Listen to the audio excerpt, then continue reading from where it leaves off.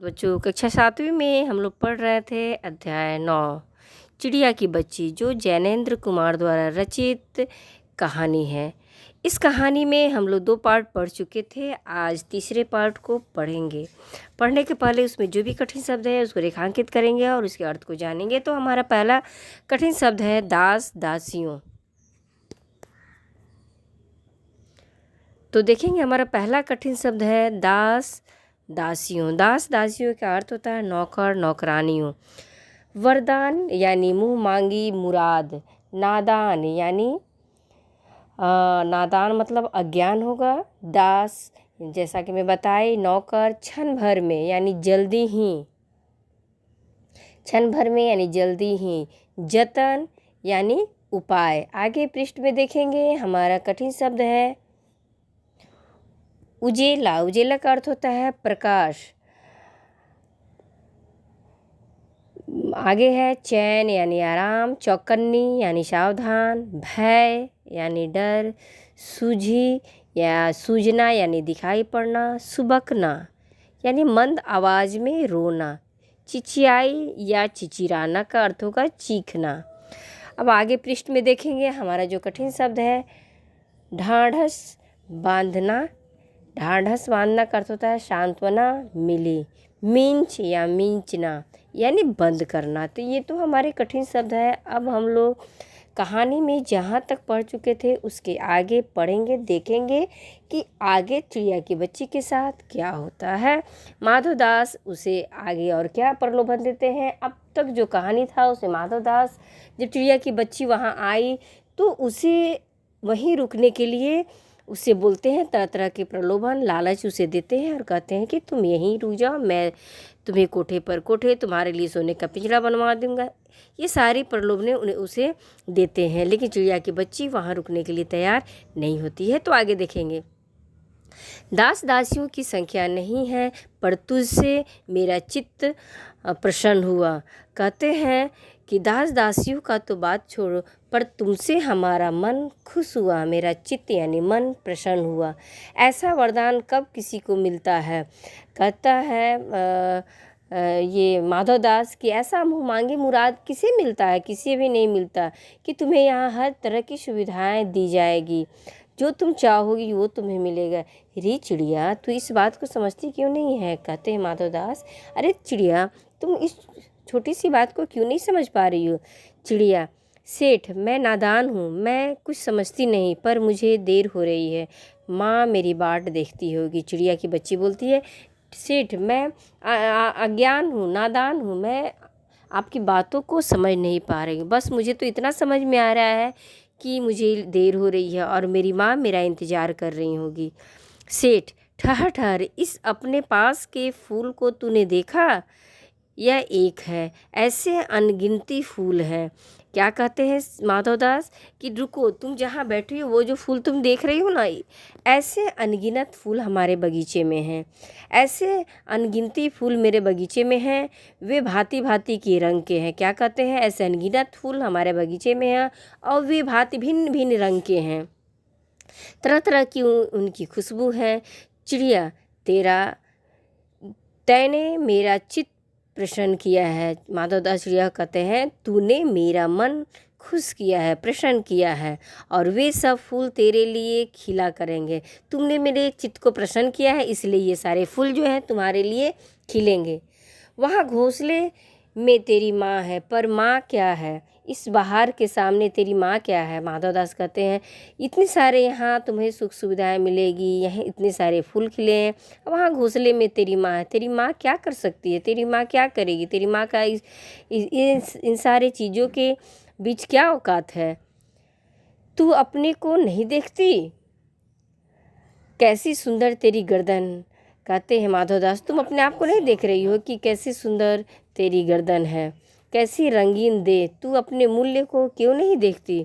मैं तुझे सोने से मढ़कर तेरे मूल्य को चमका दूंगा। तैने मेरे चित्त को प्रसन्न किया है, तुम मत जा, यहीं रह। कहते हैं माधवदास, तूने हमारे मन को प्रसन्न किया है, तुम यहीं रहो, तुम मत जाओ। चिड़िया, चिड़िया, सेठ, मैं अपने को नहीं जानती, इतना जानती हूँ कि माँ मेरी माँ है और मुझे यहाँ देर हो रही है। सेठ मुझे रात मत करो, रात में अंधेरा बहुत हो जाता है और मैं राह भूल जाऊंगी। चिड़िया कहती है तुम मुझे मत रोको, मैं ये जानती हूँ कि माँ मेरी माँ है और जब बहुत रात हो जाएगी तो मैं रास्ता भूल जाऊंगी। सेठ ने कहा अच्छा चिड़िया, जाती हो तो जाओ, पर इस बगीचे को अपना ही समझो, तुम बड़ी सुंदर हो। यह कहने के साथ ही सेठ ने एक बटन दबा दिया। उसके दबने से दूर कोठी के अंदर आवाज़ हुई, जिसे सुनकर एक दास झटपट भागकर बाहर आया।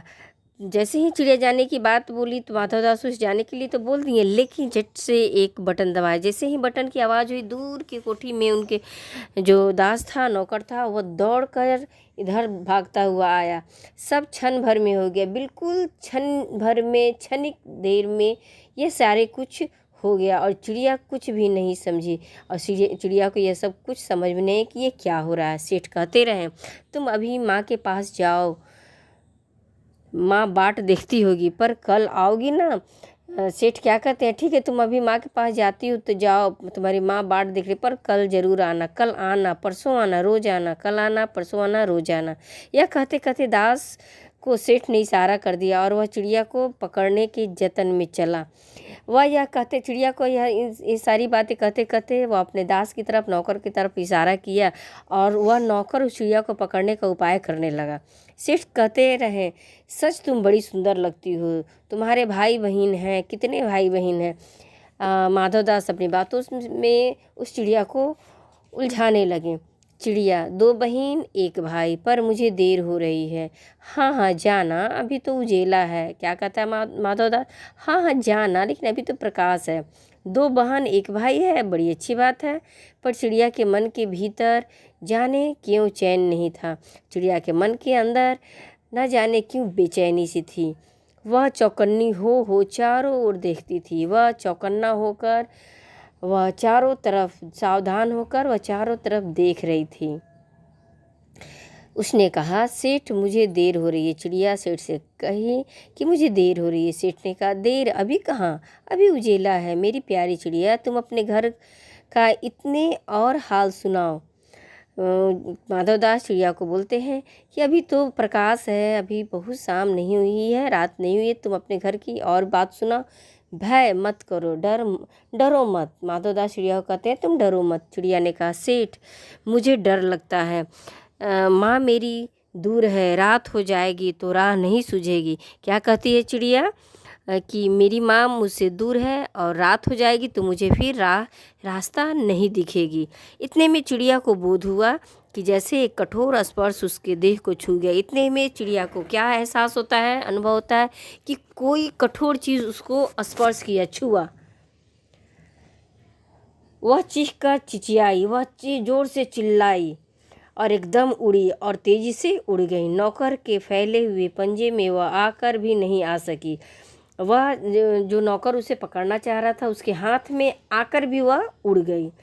तब वह उड़ती हुई एक सांस में माँ के पास गई और माँ की गोद में गिरकर सुबकने लगी। ओ माँ, ओ माँ। वह दौड़कर सीधे अपने माँ के गोद में जाकर गिरी और गिरकर ओ माँ करके वह सुबकने लगी, रोने लगी। धीरे धीरे मंद आवाज़ में वो रोने लगी। आगे देखेंगे।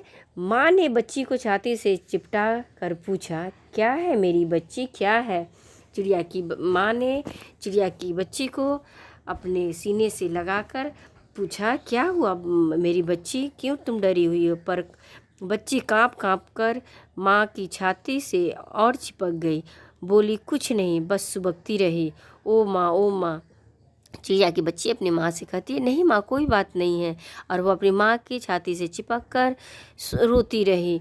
माँ माँ कहकर बड़ी देर में उसे ढाढ़स बंधा और तब वह पलक मिंच उस छाती में ही चिपक कर सोई, जैसे अब पलक न खोलेगी। बहुत देर बाद उसे सांत्वना मिली और अपनी पलक को बंद करके वह अपनी माँ की छाती से चिपक कर सो गई। अब ऐसे पलक जैसे अब पलक ऐसे अपने आँखें बंद की जैसे अब ये पलक, ये आँखें नहीं खुलेगी। तो ये तो हमारा चिड़िया की बच्ची कहानी था, जो यहाँ समाप्त होता है।